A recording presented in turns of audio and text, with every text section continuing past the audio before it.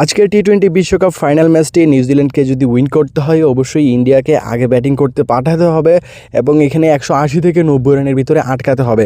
কারণ নিউজিল্যান্ডের যে ব্যাটিং লাইন আপ এবং ওপেনিং পার্টনারশিপ সেটা কিন্তু খুবই স্ট্রং। 180 থেকে 90 রানের ভিতরে ইন্ডিয়ার টিমকে যদি আটকানো যায় তাহলে কিন্তু নিউজিল্যান্ড ম্যাচটি উইন করবে এবং অনেকটাই পার্সেন্টেজ তাদের জিতার কিন্তু বেড়ে যাবে। তো অবশ্যই ইন্ডিয়াকে আগে ব্যাটিং করতে পাঠাতে হবে। তবে ইন্ডিয়া যদি সেকেন্ড ব্যাটিং করে তখন কিন্তু ইন্ডিয়ার উইন চান্স পসিবিলিটি অনেকটাই বেড়ে যাবে, কারণ ইন্ডিয়ার যে ব্যাটিং লাইন আপ বিধ্বংসী সেটা কিন্তু সেকেন্ড ব্যাটের জন্য একদম পারফেক্ট। তো এখানে তার পাশাপাশি দুই টিমের হচ্ছে যে রেকর্ড এবং হচ্ছে যে কেমন পিচে কোন মাঠে খেলা হবে, কেমন রান আজকে হতে পারে, এভরিথিং কিন্তু খুঁটিনাটি আমরা ডিটেলস অ্যানালাইসিস করব। তো ভিডিওটা সম্পূর্ণ দেখলে ভালো একটা অ্যানালাইসিস কিন্তু আপনি পেয়ে যাবেন এবং অ্যানালাইসিসটাকে কাজে লেগিয়ে ভালো একটা প্রফিট কিন্তু এমএস থেকে করে নিতে পারবেন।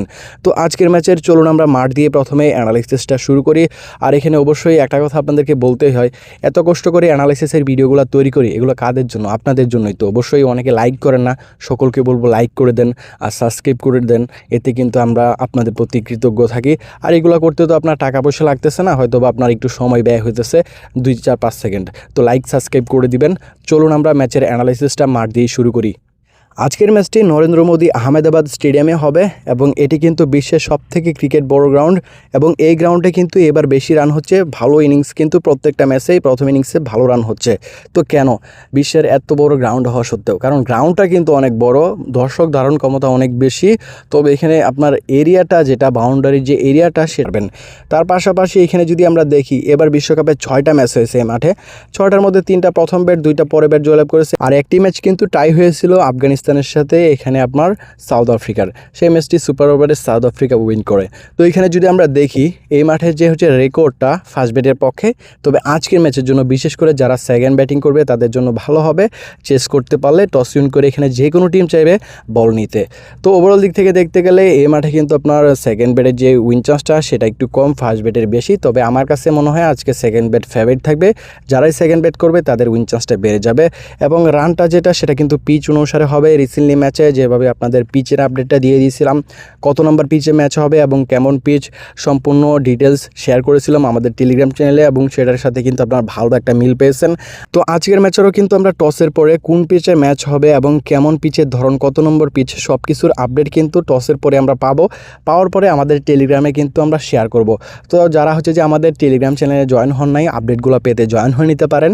এই ভিডিওর ডিসক্রিপশন বক্সে আমাদের টেলিগ্রাম চ্যানেল লিঙ্কটি দিয়ে রাখবো, ওইখানে কিন্তু আপনি জয়েন হয়ে নিতে পারবেন আমাদের টেলিগ্রাম চ্যানেলে। জয়েন হলে আজকের ম্যাচটি কত নম্বর পিচে হবে এবং পিচটি কি বোলিং না ব্যাটিং, এভরিথিং ডিটেলস কিন্তু গত ম্যাচের মতো শেয়ার করে দেব টসের পরেই। জয়েন হয়ে নেবেন একদম ফ্রিতেই, ওইখানে কিন্তু আমাদের সকল ধরনের আপডেটও দেওয়া হয় রেগুলারলি।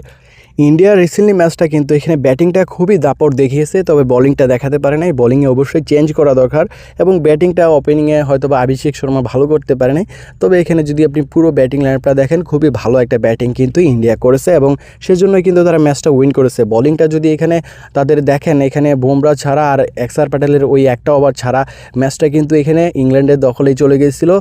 আপনার উইল জ্যাক্সের যদি ওই ক্যাচটা যদি এখানে আপনার অক্ষর প্যাটেল না ধরতে পারতো তাহলে কিন্তু এখানে ম্যাচের মোড় যে কোনো কিছু হতে পারতো এবং ইংল্যান্ড কিন্তু ম্যাচটা উইন করতে পারতো।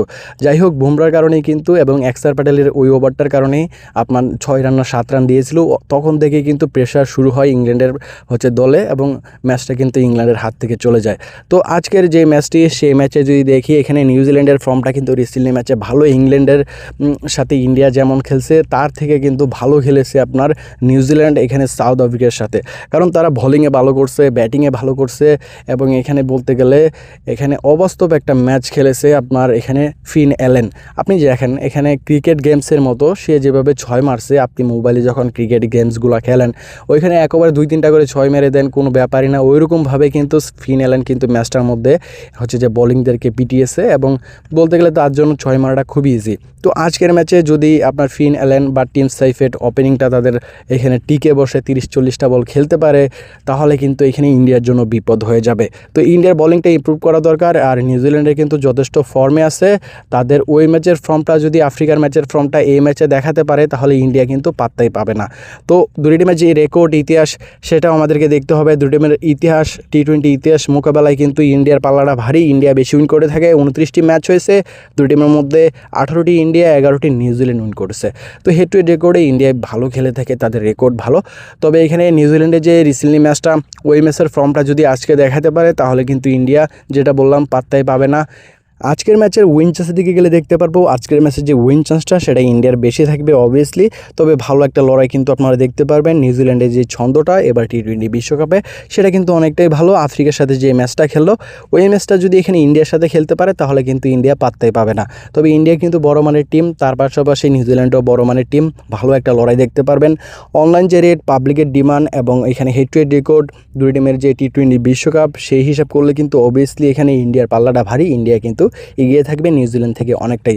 তবে নিউজিল্যান্ডের যে রিসেন্টলি ম্যাচটা আফ্রিকার সাথে সেমিফাইনালে খেললো ওই ম্যাচটা কিন্তু অবশ্যই ইন্ডিয়াকে এখানে ভয় দেখিয়ে দিয়েছে এবং ইন্ডিয়া কিন্তু অবশ্যই এখানে ভালো একটা প্রিপারেশন নিয়ে নামবে নিউজিল্যান্ডের বিরুদ্ধে ম্যাচটাই। তো ভালো একটা লড়াই কিন্তু আজকে দেখতে পারবেন। তো এইভাবে অ্যানালিসিস পাওয়ার জন্য আমাদের চ্যানেলটিকে সাবস্ক্রাইব করে রাখতে পারেন। সামনে আইপিএল আসতেছে, ওইখানে কিন্তু চেষ্টা করব আপনাদের অ্যানালাইসিসের ভিডিওগুলো দেওয়ার জন্য। সাবস্ক্রাইব করে রাখলে ভিডিও খুঁজতে হবে না আমাদের, সম্পূর্ণ বাংলা ভাষায় এখানে প্রত্যেকটা ম্যাচের অ্যানালাইসিসের ভিডিও আপনি অটোমেটিকলি আপনার ইউটিউবে পেয়ে যাবেন। আর ভিডিওতে লাইক করে দিবেন, এতে আমরা খুশি হয়ে থাকি আপনাদের প্রতি।